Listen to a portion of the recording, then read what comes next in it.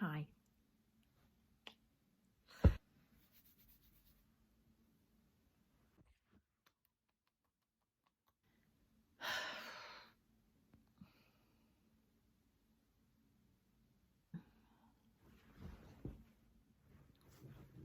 Hello, I'm Emily. I'm the founder of Artists Clubhouse, and my friend Katie from Just Out Events asked if I would talk a bit about what I'm doing. Don't know if it'll be interesting, but I'll have a go. So I started out doing creating a fashion brand.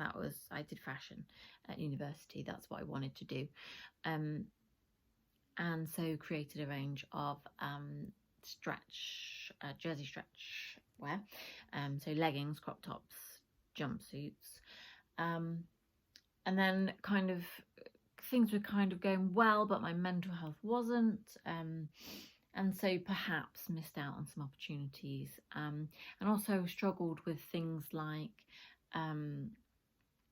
how to do it on a bigger scale, getting local seamstresses that could help me, and I was working full time, as well as doing my master's part-time. I think I just burnt myself out, but perhaps I've always suffered from anxiety. But just shortly after I graduated and had set up my own company, I started having really bad panic attacks. I think my journey through how creativity and being creative has helped me has kind of guided what Artists Clubhouse has become, but also what I'm aiming to grow it to be. So I have two aims with Artists Clubhouse. The first one is to help people be inspired to find creative hobbies, kind of as a way of finding happiness and confidence, well, hopefully, within themselves. And the second is to try and create opportunities for people outside of the big cities. So for the people who live in smaller cities and towns and villages and things that wouldn't necessarily have the opportunities of someone who lives near or in London or can afford to, move. So I'll talk a little bit about both of them. So the first one, which is really important to me, is mental health. So I looked up some statistics based on just the last year. So, I know quite a lot of people, many people, most people suffer from some form of mental struggle. A lot of us create coping mechanisms when we're children, which don't suit us when we're adults, and then these things start to cause problems as you get older. So for me, my coping mechanism that was to think of all the negative things that could possibly happen, but then what happens is you're actually creating a really negative environment that you live in, and so eventually it starts to break down and really affect your personality and who you are showing to the world and your confidence. So I don't know if you relate to that. The charity Mind did a survey of around 16,000 people about their mental health. This was after the first lockdown. Half of the adults they asked were using food, either not eating or overeating, as a way to cope. Nearly a third of the people were using alcohol or drugs, and then a third of young people with existing mental health issues had started self-harming. And then one of the top concerns that people had were the feelings of boredom and being restless, and that's 83% of people. That was the top concern. How do you cope with that? Usually you'd be at work, you'd be out with friends, you'd be possibly maybe you go to the gym, maybe you play football with your friends, I don't know, but all of these things just stopped. So suddenly, and then, okay, after a week, you've watched TV, you've watched all the things you've been kind of put in your list, your Netflix list, and then how do you entertain yourself? Studies have shown that being creative can really help with things like stress, depression, anxiety. Forbes.com said about how even things like just doing some sewing or gardening every day releases dopamine, which is a natural antidepressant. So I think it's really important that people can find things to do, but not just anything, things that match them.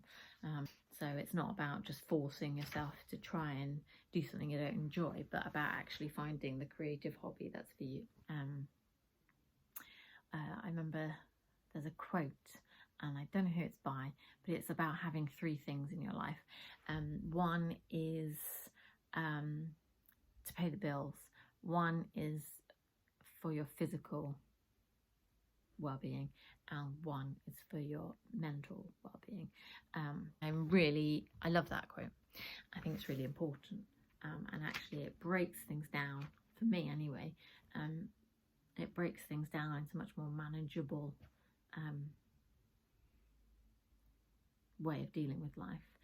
So if I just need to work out those 3 things, and for me the third one is definitely being creative. So through Artists Clubhouse, what I'm kind of trying to do is help. I want to connect people with finding their creative outlet. So at the moment, artistclubhouse.com is a blog site. I'm kind of an arty community through my social media. I've been doing lockdown art club throughout all 3 lockdowns. And then I've also been working on projects that try and get people involved. You can submit art, you can suggest ideas. The website again will be updated into kind of the new format, hopefully in May, or ready for May, which is going to be, everybody can kind of have their own input, and it'll be easier to get involved in things and also to create things. So I hope people get involved in that. I hope in the future that I can provide space for people to have a go at creative hobbies without judgment. I don't want there to be any, you're not an artist so you can't get involved. That's not at all what it's about. It's about just having a go. Who cares if you doodle a frog and it doesn't look like a frog? Does it matter? It might make people smile, and I think that's the most important thing. And you might just take your mind off your worries, which I think is amazing. We all need that. We all need 5 minutes of uninterrupted not worrying. So some of my successes have definitely been the art club. I started that for my family, really. My mum was diagnosed with chronic leukemia just before the lockdown, and so she was told she had to isolate. Living alone in a flat, that's pretty tough going. After a certain amount of weeks you start getting a bit nutty, so the idea was to kind of to give her something to do, but also give us all something positive to talk about every day. So we'd send each other the pictures and things, and then quite a few people said they wanted to get involved as well, so I thought, let's do it through Artists Clubhouse, and then anyone can get involved. And then also I've got more pictures to show to my mum and things, so she feels involved with the outside world. And actually that was an amazing experience, and I had some really amazing feedback from people who said they've discovered now a new hobby, a new love in life, and also just that it kept them going through lockdown, gave them a purpose every day, or something to sit down and do, something to break up the day, which I think we all needed. And then that kind of led on to the art gallery I did with Burger Shop. Michelle approached me about the idea of setting up a gallery, and we used some of the art that was done through Art Club, and then we did an open call to other people who'd been creating art, and some of these were, you know, real professional, amazing work that, you know, they work as artists, and others was like people who just started out, or they'd started a business because they'd been off work, and there's some really amazing work in there, like a real mix. So I would, as soon as you can, again, definitely book a table and eat some yummy food and visit the gallery. But that, and then that's led on to other things. So there's been a nice chain of positivity since then. And then some of the challenges I think I will face. Money. It's a really uncomfortable one to talk about, but obviously we all need to make money. I've been furloughed, which has meant less money, but I'm lucky to have had that. And then I've also had some health issues, so I've been off work more than I would have normally. So I've tried to make the best of that. But that has meant I've been, you know, had some money coming in whilst I've not necessarily had to be going to work. So I've had all this time. So when I go back to work, yes, I'll have a bit more money, but I won't have as much time. So time and money, like I'm not selling anything at the moment with this new concept of what Artists Clubhouse is. So that's going to be a challenge as to what am I and how do I make money.